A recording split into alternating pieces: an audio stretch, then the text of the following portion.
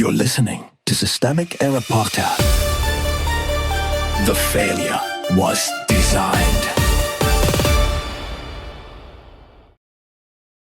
Law firms are prepping Trump-friendly corporations for investigations, based on an article by Sarah K. Boris.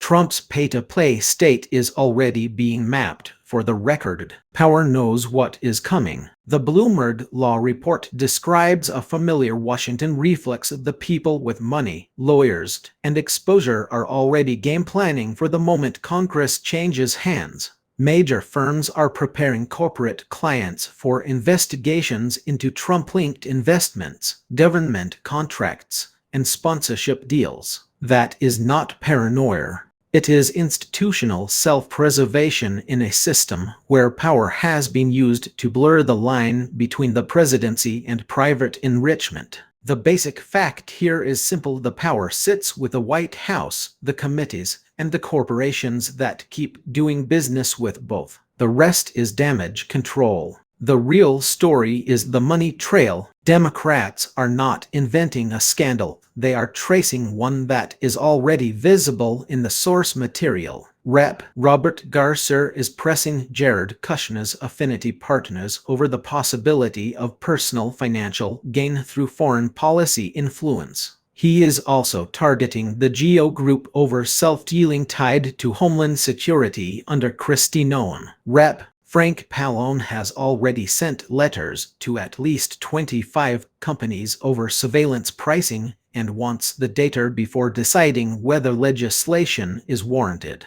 That is the real political story. Public authority is being used as a marketplace for favors, access, and extraction. The scandal is not that Democrats plan to investigate. The scandal is that this ecosystem expects investigations because it has been operating like a toll road for the connected.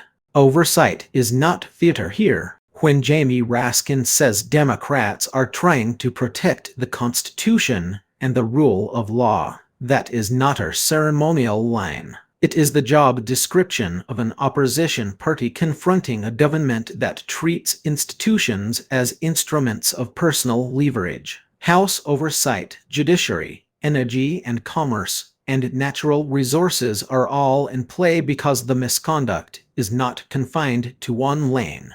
It runs through contracts, donations, fundraising vehicles, surveillance pricing, and no-bid arrangements. The Natural Resources Committee report on America 250 is especially revealing. The alleged pattern is not a misunderstanding or an admin error. It is the conversion of a national celebration into a private extraction scheme, complete with shell company accusations, donor misdirection, and pressure on donors to reroute funds. If those allegations are borne out, the language gets very plain: wire fraud, charitable solicitation fraud, and Congress robbed of money it had already allocated. The framing problem. The weakest part of stories like this is the tendency to treat deliberate abuse as if it were just another partisan skirmish. It is not. The firms mapping out the landscape are not neutrally preparing for oversight. They are helping corporate clients calculate how much exposure they have to a presidency that rewards loyalty and punishes independence. That is a rational response to a corrupt political environment, not evidence of equivalence between investigators and the investigated.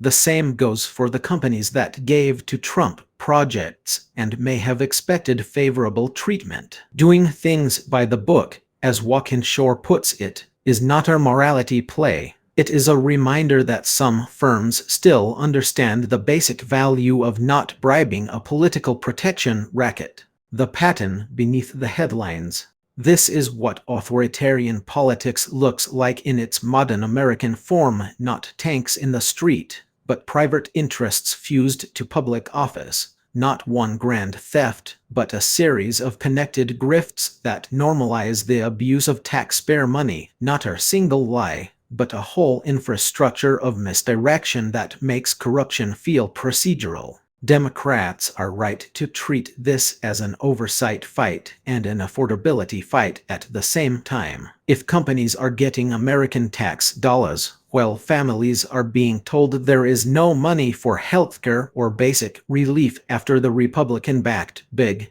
Beautiful Bill, then the issue is not abstract governance. It is who gets robbed, who gets paid, and who is expected to call that order. The deeper lesson is that democratic accountability has to be aggressive enough to meet organized theft at its own scale. When the state is being used to funnel money upward and sideways into loyal hands, oversight is not a side quest. It is one of the few remaining tools capable of naming the machinery before it disappears into the usual fog of bipartisan cowardice. You've been listening to Systemic Error. Thanks to AltaNet for today's article. With it automated voice of Bryce. Thanks for listening.